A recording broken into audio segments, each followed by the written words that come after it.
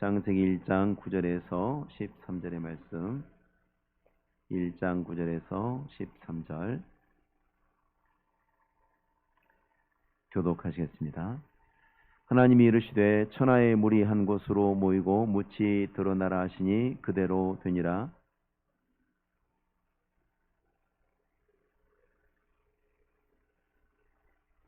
하나님이 이르시되 땅은 풀과 씨 맺는 채소와 각기 종류대로 씨 가진 열매 맺는 나무를 내라 하시니 그대로 되어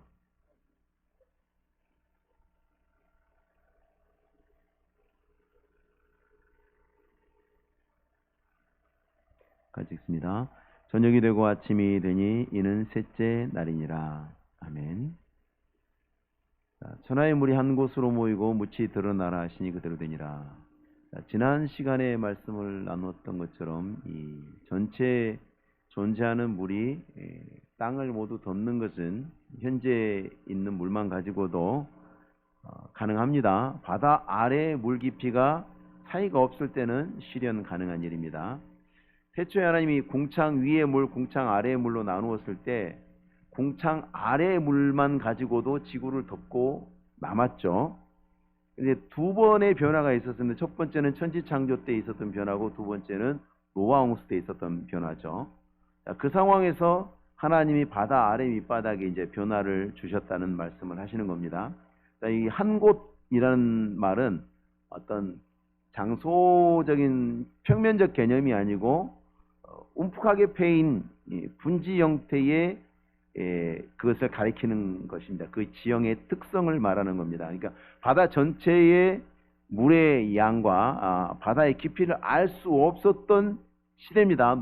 창세기를 기록했던 모세 시대는 바다의 깊이를 그렇게 다양한 깊이가 있을 것이라는 것에 대한 생각을 제대로 파악할 수 없었던 시대에, 더군다나 모세 당시에 알려진 바다는 지중해 뿐인데 지중해는 다른 바다에 비해서 얕은 바다죠. 그럼에도 하나님의 감동하심으로 바다가 깊은 곳을 갖고 그곳에 물을 저장하고 그 때문에 물이 그쪽으로 몰려 들어가서 땅이 드러나게 했다는 이 놀라운 사실을 기록해 두고 있습니다. 마치 만든 사람이 아니면 설명할 수 없는 내용이죠. 이 내용들은 직접 만든 사람이 아니면 설명할 수 없는, 상상할 수도 없는 그런 내용인데 실제로 지금 과학이 발달한 이후에 컴퓨터 시뮬레이션 같은 것들을 통해서 그것이 충분히 가능하다는 것을 지금은 알죠. 그때는 어떻게 알았을까요? 바다의 깊이를 측정할 방법도 지식도 전혀 없었던. 여러분, 이게 지금으로부터 3,500년 전 이야기고요. 지금으로부터 500년 전, 600년 전, 700년 전만 해도요. 바다 저 끝에 나가면 바다 저 끝에는 거대한 폭포가 있을 거라고 사람들이 그렇게 생각하고 있었던 그런 시대였어요. 그런데 하나님께서는 이미 이러한 이야기들을 해두고 있습니다. 뿐만 아니라 이 바다가 한 곳으로 연결했다. 바다가 한 곳으로 연결이 되었다는 말씀도 하고 있습니다. 전 세계의 모든 바다가 다 항해가 된다고 사람들이 항해하고 탐험이 되고 그것을 통해서 이제 지도가 제작되고 해도가 제작되고, 이건 근래에 와서 이루어진 일들이죠. 대항해 시대들이 막 열리고 난 이후의 일이고 고작 해봐야 한 600~700년 전의 일들입니다. 창세기를 기록하던 모세 시대에는 지구과학적 지식이 굉장히 제한적이었다는 것을 생각을 해야 됩니다. 천하의 물들이 지중해를 포함해서 흑해, 태평양, 대서양, 인도양, 홍해, 우리 서해, 동해 할 것 없이 전부 다 하나로 연결되어 있다는 것을 어떻게 알았을까요? 이 천하의 물들이라는 것은 지금 하나로 연결되어 있다는 의미로서 쓰인 말입니다. 그리고 그 모인 물들을 바다라고 칭한다. 이렇게 자신있게 성경에 기록해놨어요. 정말 안 가보면 말할 수 없는, 그런데 그 당시에는 아무도 가본 사람이 없는 그런 상황 속에서 이렇게 기록되어 있다는 것은 하나님의 말씀 성경이 정확무한 말씀이라는 것을 보여주는 거죠. 지금 실제로 전 세계의 모든 나라들이 하나로 연결된 이 지리적인 형태를 예없이 바다라고 부르고 있죠. 바다라고 지금 부르고 있습니다. 이것을 통해서 우리는 하나님이 궁창, 곧 대기를 만들고 그다음에 바다를 만드신 걸 통해서 뭘 만드셨냐면 지구의 순환 체계를 조성하신 겁니다. 순서가 굉장히 합리적입니다. 사실상 지구에 존재하는 모든 생명체들은 산소 호흡을 하는 생명체죠. 그러니까 궁창의 조성, 대기의 조성이 우선되어야 하는 건 굉장히 논리적으로 맞습니다. 굉장히 논리적인 것입니다. 그리고 모든 물이 하나로 연결되는 바다를 만들어서 생명의 가장 시초가 되는 물의 순환 체계를 만드십니다. 이게 장점도 있지만 단점도 있습니다.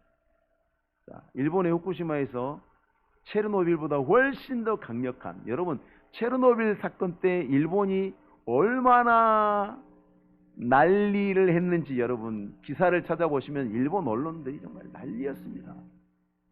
러시아에 대해서 뭐 손해배상하라 그러면서 러시아하고 체르노빌하고 일본이 얼마나 멀리 떨어져 있습니까? 그런데 지금 후쿠시마에서 방사능 문제 터졌을 때는 정말 이해할 수 없는 태도들을 보여주고 있죠. 지금 뭐 오염수를 태평양에 뿌리겠다는 거예요. 그게 거기만 있습니까? 지구에 순환하기 때문에 이제 독일에서 연구소에서 시뮬레이션 한 걸 보면 몇 년 뒤에는 그게 대서양 영국 앞바다까지 가더라고요. 돌아요. 그렇게 바다가 하나란 얘기죠. 바다가 하나란 얘기죠. 하나님이 지금 보여주시는 겁니다. 자, 바다의 물이 수증기가 되어서 지구의 모든 땅 위에 비를 뿌리죠. 그리고 그 비가 흘러서 바다로 모이죠.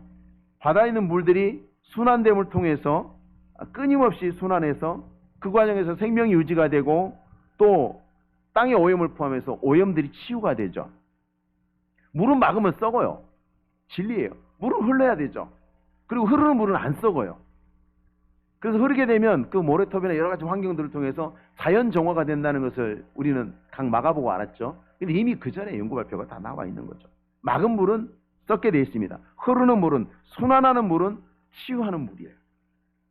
모여있는 물은 죽이는 물이 되고요.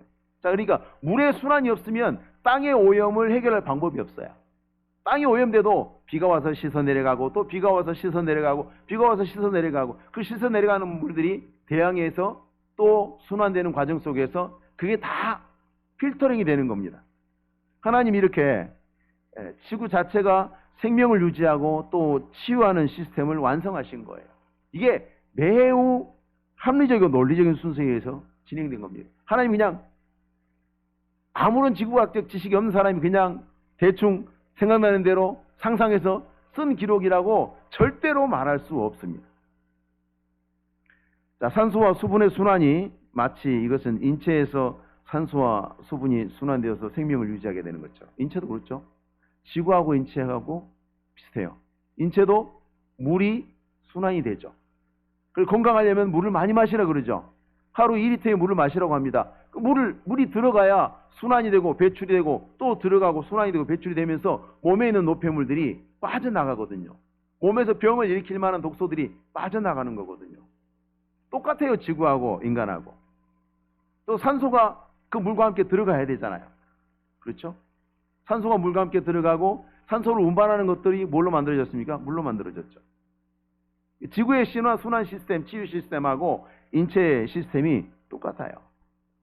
그러니까 한 분이 만들었다는 것을 우리는 알 수 있는 거예요. 인체뿐만 아니라 다른 동물들도 마찬가지죠. 한 분이 만드신 거예요. 그 체계가 동일해요. 하나님의 창조는 이렇게 즉흥적이거나 우연적이 아니라 매우 체계적이고 치밀하게 조성이 되어 있습니다.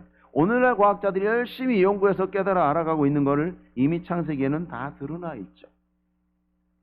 하나님이 부여하신 창조의 질서와 체계를 이제서야 하나님 안 믿는 사람들이 이제서야 성경이 옳다는 것을 열심히 과학적으로 연구하고 노력해서 입증하고 있는 겁니다. 자, 궁창과 바다가 조성되었습니다. 순환계가 만들어지고 난 다음에 이제 인간이 살아갈 땅을 드러나게 하셨죠. 생명체의 삶의 터전, 특별히 인간의 삶의 터전입니다. 우리가 알아야 할 것은 모든 하나님의 창조의 최고 정점에는 인간이 있어요. 인간이 있어요. 진화론자들은 인간은 수많은 생명체 중에 하나에 불과하다고 이야기를 하죠. 짐승과 다를 바 없는 존재로 쳐요. 진화론자들은 인간을 그런 시점으로 봅니다. 관점으로. 인간은 그냥 저기 다니는 개나 돼지나 인간이나 그냥 자연 속에 일부의 부속품에 불과하다. 그렇게 봅니다. 그런데 성경은 그렇게 말하지 않죠. 하나님이 세상을 만드실 때 인간을 하나님의 형상으로 만드시고 세상의 모든 것들이 무엇을 위해서 존재? 인간을 그곳에 살게 하시려고 하나님께서 그것을 창조하신 거예요. 그래서 인간은 땅에 발을 딛고 살아가도록 그렇게 만들어졌어요. 지구, 땅이라고 하는 우리 보이지 않는 그 당기는 힘, 중력으로부터 벗어나 있는, 지금 하나님이 조성하신 지구 환경으로부터 벗어나 있는 우주 공간에서 과연 인간이 어떻게 될까? 거기서 지구로 귀환하는 우주 비행사들은 한 사람도 빠짐없이 앓는 질병이 있습니다. 골다공증. 심각한 골다공증을 앓습니다. 그리고 우주선이라는 게 있습니다. 우리가 X선, 감마선 그렇게 말하지 않습니까? 어떤 그 선의 광선의 파장을 말하는 건데 우리가 모르는 게 있습니다. 우주에 나가면 지구의 대기가 걸러주던 그 우주선이라는 게 있습니다. 가시광선 뭐 이렇게 나오지 않습니까? 적외선, 그러니까 우주선이라는 게 있는데 그게 우주에 나가면 그게 엑스레이보다 훨씬 더 독한 건데 그걸 온몸으로 받게 됩니다. 그래서 우주인들 했던 분들은 일반적으로 생명이 다른 일반인들보다 짧습니다. 빨리 죽습니다. 그래서 그 대가로 미국 같은 나라에서는 우주비행사들에게 굉장히 많은 혜택과 특권을 부여하지만 우주비행사들이 지불해야 되는 것에 비하면 후한 조치라고 말하기 어렵습니다. 실제로 그 연구된 논문에 의하면 지금 현재 기술로 인간이 화성을 가지 않습니까? 2년 반 걸린답니다. 가는데 2년 반, 오는데 2년 반. 한 사람이 사람이 우주비행사가 화성을 왕복을 하게 되면 어떤 사람이든지 화성을 한번 왕복하게 되면 100명 중에 61명은 암이 발병하고 그 중에 절반은 반드시 죽는답니다. 왜냐하면 우주선으로 인해서 발생하는 암은 우리가 지구 안에서 있으면서 발생하는 암과 비교할 수 없을 정도의 독성암이 발병을 합니다. 그래서 우주비행사들 암 많이 걸립니다. 놀랍죠? 왜냐하면 왜 그렇게 되는가? 하나님이 인간이 살도록 만들어 놓으신 것을 벗어나서 그렇습니다. 하나님이 만들어 놓아서 너희는 여기에 살아는데 싫어요 하고 나갔어요. 그러니까 대가를 지불하는 거예요. 그 우주선이라는 게 너무 강력해가지고 보통 우리가 감마선 그런 그 X선 이런 것들이 뭡니까? 뚫고 들어오지 않습니까?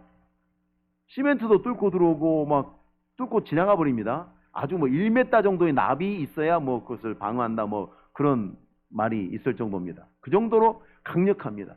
감마선이 그렇게 강력한데 우주선은 그보다 더 강력합니다. 우주 비행선 안에 있어도요 보호받지 못해요. 우주복을 입어도 보호받지 못해요. 그게 노출이 되는 거예요. 그대로 노출이 되는 거예요. 인간이 지구 순환계에 도움을 받습니다만 그 삶의 터전이 되는 삶의 터전은 땅이 하나님이 드러나게 하신 땅입니다. 자, 우주는 고사하고 땅에서 지나치게 높은 곳에 오랜 세월 사시는 분들도 질환이 발생합니다. 고층에서 오래 사신 분들 이제 그것도 통계가 나올 때가 됐습니다. 왜? 우리나라 주거 문화가 바뀐 지가 좀 됐거든요. 그렇지 않은 사람들보다 어떤 특정 질환의 발병률이 높다는 건 공공연한 비밀이죠. 우리 사회가 지금 건설사들이 이익 추구를 위해서 거주 공간을 매우 높은 곳에 만드는 건축 행위를 하는데 사실은 이거 다시 생각해 봐야 됩니다. 이거 정말 사회적으로 문제가 제기되고 이것이 유익한가 그렇지 않은가에 대한 논의를 해봐야 됩니다. 건강은 고사하고 당장 불났을 때 대책이 없어요. 몇 층 이상 올라가면요 불이 나면 불을 끌 수 없다는 거예요. 공공연한 사실입니다. 저번에 해운대에서 20몇 층에서 불난 적 있죠. 그 위층에 있는 사람들은 탈출할 방법이 없습니다. 어떻게 간신히 끄긴 했습니다만은 굉장히 위험한 일. 그 정도만이 아닙니다. 실제로 오랜 세월 살았을 때 어떻게 될 것인가. 이런 공공연한 인간의 하나님이 창조하신 이런 환경과 관련해서 공공연한 그런 기만들이 있게 해서는 안 됩니다. 여러분, 담배 포장지에 담배가 그렇게 해롭다는 것이 기재된 지 얼마 안 됐죠. 그거 가만히 있어서 됐겠습니까? 담배 회사들이 자발적으로 쓴 게 아닙니다. 많은 사람들이 투쟁하고 싸워서 그거 기록한 겁니다. 그러면 그전에는 담배가 안 해로웠습니까? 해로웠죠. 그런데 그게 이제야 이제야 기록할 수 있게 된 거죠. 고압전선의 해로운 것. 한전은 지금도 인정하지 않고 있죠. 많은 국민들 중에 헌신적인 사람들이 투쟁을 해서 이 고압 전자기장이 굉장히 사람을 신체를 교란시켜서 암을 발병한다는 사실, 이제 국민들에게 알려졌습니다. 고압선 들어오면 다 시위하고 반대하죠. 왜 그래요? 고압선 때문에 보기 싫어서요? 아니요. 건강에 해롭다는 거 이제 아는 거예요. 근데 법정 가면 못 이기죠. 왜? 기업 편 들어주니까. 기가 막힌 일입니다. 이거 빨리 수정돼야 돼요. 총신대 뒤에도 지금 80만 볼트짜리가 기숙사 뒤에 지나가고 있습니다. 걱정입니다. 총신대 앞으로 목사님들 병 많이 날까 봐 정말 걱정입니다. 자동차 급발진 어떻습니까? 기업은요, 이익이 목적인 복지기관이 아니에요. 이익이 목적이기 때문에 기업의 양심에만 맡겨두면 주님 오실 때까지 담배 해롬도 우리가 기록 못했을 거예요. 급발진 증명할 수 없다. 전자기장 교란 그것도 증명할 수 없다. 그런 이야기들 우리는 계속 들어야 합니다. 사람이 흙을 밟고 흙 속에서 사는 거 유익하다고 그래서 지금은 어떻게 합니까? 황토집 만들고 황토바닥 만들고 황토방 만들어서 벽도 황토, 바닥도 황토, 천장도 황토 한지, 그래가지고 거기서 난방을 넣어서 있으면 원적에서 나와서 굉장히 건강이 좋다. 들어보셨죠? 그게 흙입니다. 하나님이 인간을 흙에서 만들고 흙을 밟고 땅을 밟고 살아가도록 만들어 놨어요. 그러니까 우리가 하나님이 만들어 놓으신 그 창조의 질서에 따라 살면 굉장히 유익한 겁니다. 우리가 그것을 무시하고 외면하고 그래서 순종하지 않고 살게 될 때 거기에 대한 대가를 지불하게 되는 것입니다. 자, 그리고 이제 순서대로 가죠. 순환계, 대기 순환기를 만들고, 그 다음에 물 순환계를 만들고, 땅을 만들고, 그 다음에 이제 동물들이 먹을 것이 되는 채소와 나무들을 창조하셨습니다. 자, 바다가 올라가고 묻이 나타났을 때에 자, 바다의 물들이 대기에 흡수돼서 비를 내리면서 땅의 소금을 씻어냈겠죠. 그리고 이제 땅이 채소와 나무를 길러낼 준비가 됩니다. 만약에 하나님께서 바닷속에서 채소를 길러냈다, 성경이 그렇게 썼으면 사람들이 무슨 환타지 소설이냐고 창세기 성경을 엄청 조롱했을 겁니다. 그런데 하나님이 그렇게 하지 않으셨어요. 기가 막힌 일이죠. 모세는 전 세계를 다 여행해보지 않았음에도 불구하고 당당하게 이렇게 기록하고 있습니다. 하나님이 다른 걸 창조하실 때와 다르게 채소하고 나무는 완전한 성체로 창조하지 않으셨죠. 땅에서 그것들이 나오게 하셨다는 것을 우리 주목을 해야 됩니다. 땅은 풀과 씨 맺는 채소와 각기 종류대로 씨 가진 열매 맺는 나무를 내라 하시니 그대로 돼요. 이 번식 방법이 동물들과는 다르죠. 어떤 흙을 가져다 넣어도 풀이 납니다. 뭐 별게 다 나옵니다. 심지어는 나무가 나오는 것도 보게 됩니다. 왜 그렇습니까? 그 씨 때문에 그렇습니다. 씨앗 때문에. 여러분, 몇만 년 전 벽씨 심었을 때 싹 난 거 아시죠? 신석기 시대 벽씨가 발견됐는데 그걸 심었는데 싹이 났다고요. 하나님께서 얼마나 놀라운 섭리 가운데 그걸 준비하신 겁니까? 식물이 없으면 동물이 살 수 없기 때문에 하나님께서는 동물보다 훨씬 더 식물이 강인하게 만들어 놓으신 거예요. 10년, 100년의 가뭄이 와도요, 씨가 떨어져 있다가 10년, 100년의 가뭄이 온 다음에 비가 오잖아요. 다시 나요. 놀랍게. 우리는 일주일만 물을 못 마시면 사람은 죽습니다. 일주일 동안 물을 안 마시면 사람이 죽습니다.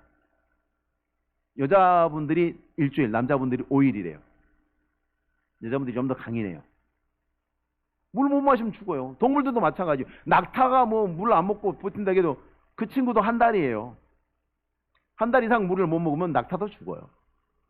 물 못 먹으면 죽어요. 식물은요, 천년 만년 동안 비가 안 오고 항아리 속에 있어도 꺼내 심으면 다시 싹이 납니다.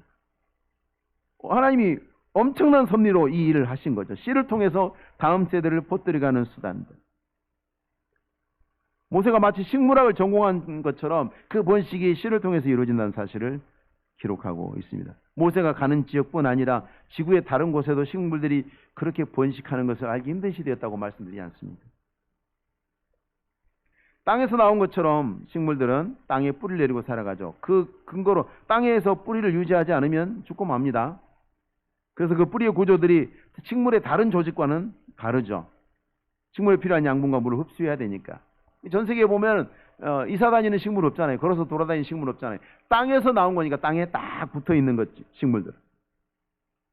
수경재배 이야기 하시는 분들이 있는데, 수경재배는요, 식물이 그 뿌리가 땅 속에서 하는 그 역할을 그대로 재현해 놓은 겁니다. 마치 우리가 김치냉장고가 옛날에 우리 어머니들, 할머니들이 하셨던 땅에 묻었던 김치독과 똑같은 환경을 김치냉장고로 재현한 것처럼, 수경식물은요, 식물의 뿌리가 땅 속에서 그것이 작용하는 작용을 연구를 해서 똑같은 환경을 조성해서 자라게 하는 겁니다. 사실은 만들어진 흙이라고 볼 수 있죠. 자, 식물의 존재가 동물의 존재를 가능하게 하는 근거가 되죠. 그래서 식물이 없는 곳에 동물은 못 삽니다. 하나님 말씀대로예요. 식물 만들어 놓고 동물을 창조하시고 동물들은 풀 먹고 살 것이다, 그것들을 먹고 살 것이다 라고 말씀하셨습니다. 그래서 식물의 창조가 동물보다 먼저라는 것은 너무 자연스럽죠. 너무 자연스럽죠. 그래서 식물이 멸종하면 동물은 반드시 죽고 맙니다. 동물이 멸종하면 식물은 아무 상관없어요. 동물은 상관없어요. 식물은 살아요. 근데 식물이 멸종하면 동물은 다 죽습니다. 하나님께서 그렇게 순서를 만들어 놨습니다. 식물은 땅만 있으면 살고요, 동물은 식물이 없으면 죽게 만들었어요. 이거 얼마나 정확한 기술입니까? 이게 지금으로부터 3,500년 전에 기록했다고 누가 3,500년 전에, 지금부터 3,500년 전에 이러한 식물학, 동물학이 발달되어 있었습니까? 그렇지 않죠. 모세는 전혀 거기에 대해서 알고 있는 사람이 아님에도 불구하고 하나님의 성령께서 기록하셨기 때문에 이 말씀이 참되고 진실하다는 것을 지금도 입증이 되고 있습니다. 그래서 공기의 오염이나 물의 오염이나 식량의 부족이 인류 전체의 생존을 위협하는 것이다 라고 우리는 하나님의 말씀을 통해서 우리가 그것을 의존해서 살아가야 하는 존재로 창조되었다는 것을 하나님의 말씀을 통해서 배우죠. 그것은 뭐냐면, 곧 우리가 그 말씀에 따라 살아간다는 것은 뭐냐면, 하나님께서 너는 원수를 사랑하라, 뭐 이런 것도 하나님 말씀이지만 이것도 하나님 말씀이에요. 그 이야기는 뭐냐면, 우리가 그리스도인으로 산다는 것은, 신자로 산다는 것은 하나님께서 우리가 그 가운데서 살아가게 하신 그 자연 환경을 함부로 다루고 파괴하는 일을 반대하는 사람으로서, 다른 사람은 하든지 말든지, 우리가 다른 사람들은 원수 사랑하지 않아도 우리는 하나님 우리에게 말씀하셨기 때문에 원수를 사랑하는 사람으로 살아야 된다고 생각하고 또 그러려고 노력하지요. 마찬가지입니다. 다른 사람들이 자연보호 안 해도 우리는 하나님이 창조하신 피조물들을, 인간들이 살아가는 이 환경들을 아끼고 보존하는 일에 책임을 갖고 살아가야 한다는 것을 의미합니다. 신자로서 산다는 것은 우리가 그동안 생각해왔던 것보다 훨씬 더 넓은 의미를 포함하고 있고, 우리가 하나님 앞에 우리 신앙을 고백한다는 것은 우리에게 또 다른 어떤 책무를 부과한다는 것을 생각하시고, 이후로는 더 많이 자연 사랑하시는, 자연 보호하시는 우리 성도님들이 되시길 바랍니다. 기도하겠습니다. 하나님 아버지, 하나님이 창조하신 이 아름다운 자연 환경 속에서 우리가 살아갑니다. 이것이 은혜인 줄 알고 감사하며 볼 때마다 하나님께 감사하고 기억함으로 영광 돌려야 할 터인데, 하나님, 많은 이들이 그렇지 못하고 또한 우리 또한 잊고 살을 때가 많습니다. 하나님, 날마다 우리를 일깨워 주셔서 우리에게 베푸신 이 은혜가 얼마나 크고 놀라운지 날마다 생각하며 하루하루를 사는 동안에, 한숨을 들이마시고 한 호흡을 하는 동안에도 주님 앞에 기쁨과 감사함으로 우리의 삶을 누리며 또한 영광 돌리며 살아가는 저희들 되게 하옵소서. 감사를 드리며 예수님의 이름으로 기도하옵나이다. 아멘.